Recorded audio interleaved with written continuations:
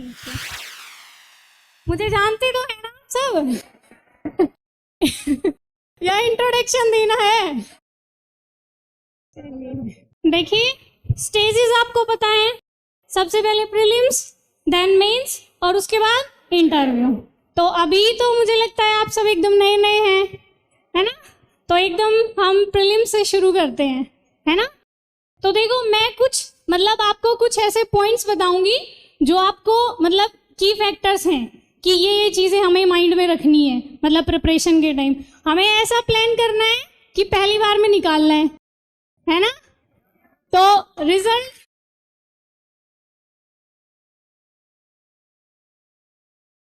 मतलब रिजल्ट चाहे कुछ भी हो वो बाद में देखा जाएगा, लेकिन हमें प्लान ऐसा ही बनाना है कि पहली बार में निकालना है, ठीक है? तो मैं कुछ की फैक्टर्स मतलब जो मुझे लगता है कि इम्पोर्टेंट है मैं आपको बता देती हूँ। देखिए, सबसे पहले सिलेबस पढ़ा होगा आप सबने, प्रिंट आउट निकाल रखा है या साइड से पढ़ा है, बस हाथ से लिखा है? हाँ ठीक है। तो सबसे पहले क्या कर रहे हैं, सिलेबस। मैंने सिलेबस वेबसाइट से निकाल के और अपने हाथ से लिखा था। जो भी A4 शीट्स पेपर आते हैं आप सिलेबस को अपने हाथ से लिखेंगे, क्योंकि जब हम लिखते हैं तो थोड़ा सा दिमाग में जाता है। जैसे जो भी सिलेबस है मतलब पूरी प्रिपरेशन के दौरान सिलेबस आपके पास होना चाहिए। आप वेदर प्रीवियस ईयर क्वेश्चंस पढ़ रहे हैं, आप मेंस के आंसर राइटिंग कर रहे हैं, प्रीलिम्स के सोल्व कर रहे हैं, कुछ भी कर रहे हैं, या आप अपना रिवीजन कर रहे हैं या आप अपनी पढ़ाई कर रहे हैं, सिलेबस हमेशा आपके दिमाग में होना चाहिए। मतलब कुछ कुछ तो आपको याद होना चाहिए। जैसे GS3 का फर्स्ट संसाधन विकास अर्थव्यवस्था, ये सब मतलब आपको याद हो जाना चाहिए एकदम। तो सिलेबस सबसे मेन है। सबसे पहले आपके पास सिलेबस अपनी राइटिंग में होना चाहिए, ठीक है? आप सब अपनी राइटिंग में सिलेबस लिखेंगे। उसके बाद दूसरा मुझे लगता है प्रीवियस ईयर क्वेश्चन पेपर्स, ठीक है?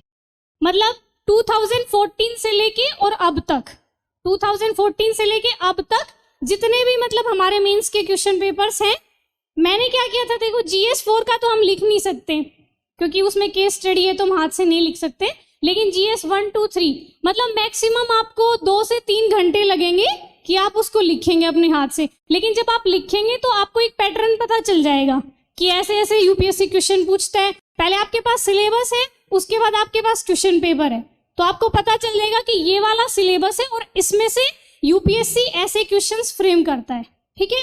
तो प्रीवियस ईयर क्वेश्चंस आपके पास होने चाहिए और अपनी राइटिंग में, ठीक है? ज्यादा टाइम नहीं लगता है, 2 से 3 घंटे लग जाएंगे, ठीक है?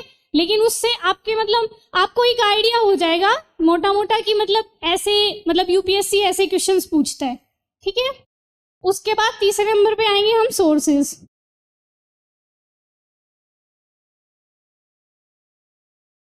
सोर्सेस देखिए, मैंने कोचिंग नहीं की थी तो शायद मैं आपके मतलब कंटेंट के बारे में शायद हो सकता है मोर देन इनफ हो, तो मैं पर्सनली नहीं बता पाऊंगी कि वो कंटेंट मतलब कैसा है। लेकिन मुझे ऐसा लगता है एक बार जो आपको कंटेंट मिल गया आप उस पर स्टिक रहिए।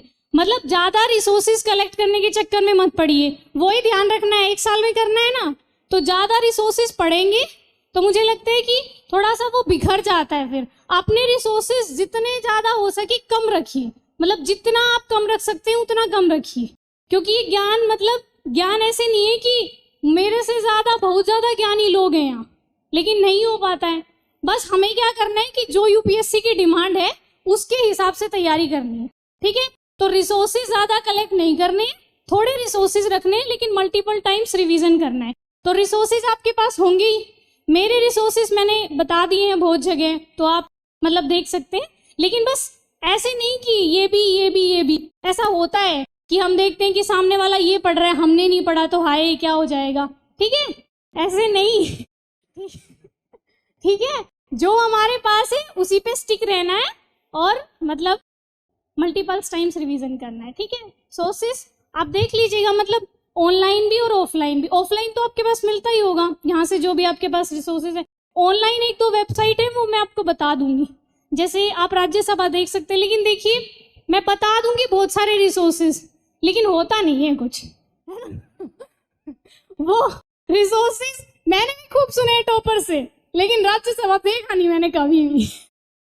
ठीक है, लेकिन बस ये है कि हाँ कभी कभी जैसे लगे कि थोड़ा सा फ्री टाइम है और बुक्स पढ़ने का मन नहीं कर रहा है, तो आप ऑनलाइन ऐसे ही कोई डिबेट सुन सकते हैं, जैसे इंपॉर्टेंट टॉपिक्स जो चल रहे हैं उस पर। तो उसके लिए मुझे लगता है आकाशवाणी पे जो आता है, मतलब वो थोड़ा सा सुन लेंगे तो मुझे लगता है बेनिफिशियल होगा। ठीक है, क्योंकि मैंने जो नहीं किया और मुझे लगता है कि मुझे करना चाहिए था, वो भी मैं आपको बताऊंगी, तो आप वो भी कर लेना। ठीक है, तो सोर्सेस हो गए, और उसके बाद आते हैं हम रिवीजन पे।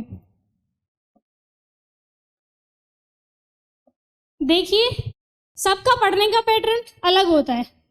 I am just sharing mind, मतलब मैंने क्या किया। ठीक है, मैं क्या करती थी, जैसे मेरा शेड्यूल क्या होता था कि मैं एक टॉपिक उठाती थी, मतलब एक सिलेबस का, जैसे GS 1 है तो अगर मैंने GS 1 उठाया है तो मैं पहले हिस्ट्री कंप्लीट करूंगी। कई बार मतलब टॉपर्स ऐसे भी करते हैं, कोई 2 सब्जेक्ट उठा लेते हैं, मतलब आप पॉलिटी के साथ हिस्ट्री कर रहे हैं या ज्योग्राफी कर रहे हैं, वो आपकी क्लासेस चलती होंगी तो आप उस हिसाब से एडजस्ट करेंगे। लेकिन मैं ऐसे करती थी कि एक सब्जेक्ट पढ़ती थी। ठीक है, और एक सब्जेक्ट के साथ हमारा करंट अफेयर्स भी चल रहा है, न्यूज़पेपर भी चल रहा है, फिर रिवीजन भी करना है। तो मुझे लगता है कि मैं एक सब्जेक्ट लेके चलती थी। जैसे मेरा हिस्ट्री शुरू हुआ तो जैसे पहले NCERT शुरू की मैंने, उसके बाद जो स्टैंडर्ड बुक्स होती हैं वो शुरू की, उसके बाद दोबारा से रिवीजन किया। तो आप अपने हिसाब से देखेंगे ये कि आपको एक सब्जेक्ट शुरू करना है या 2 सब्जेक्ट शुरू करने हैं। पर मैंने एक सब्जेक्ट शुरू किया था, मतलब बीच में अगर कुछ मुझे समझ में नहीं आता था तो मैं छोड़ देती थी कि ये बाद में कर लेंगे, मतलब अभी अगर नहीं आ रहा है, मतलब जब मैं देख लेती थी ऑनलाइन सारा कि नहीं कुछ नहीं समझ में आ रहा है, उसके बाद मैं दूसरा स्टार्ट करती थी। तो आपके पास तो टीचर्स हैं, आप तो मतलब आपस में दोस्त भी सारे UPSC वाले हैं, तो मतलब फ्रेंड से भी हो सकता है, टीचर से भी हो सकता है, आपका मतलब जो भी डाउट है। ठीक है, और